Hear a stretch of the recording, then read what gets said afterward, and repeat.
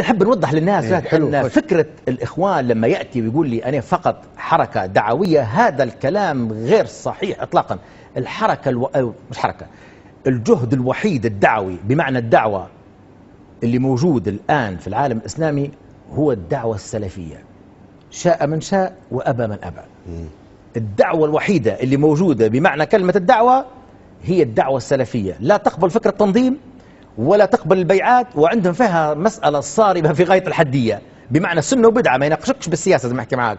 بتقول لأمير يقول لك مبتدع السلام عليكم، ويأتيك بالنصوص تبعه بأنك أنت تريد أن تنصب أمير على غفلة من المسلمين بدون كذا كذا كذا، ثم بعد تأتي ما يؤمن بهذه الأمور. ليش؟ لأن دائما مركزهم ليس المركز أو الحزب أو الواجهة الأمنية اللي تحرك منها المسجد. صح؟ صح. دائما المسجد.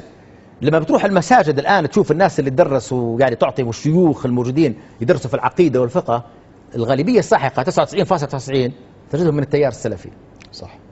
حتى خلافاتهم في داخلهم لما تجد سلفية تقول مثلا المدينة الفلانية بدأت في اليمن، مثلا تلاميذ الشيخ مقبل وادي رحمة الله عليه انفصلوا، يعني بعضهم سبب الخلاف مسألة فقهية يراها جوهرية. مثلا حديث الأحاد، يأتي أحد طلبة الشيخ يخفيه منحى معين جيد، فبعض الطلبة الثاني يقول هذا انحراف لأنه سيؤدي إلى التشكيك في بعض بنضحك بس الفرد.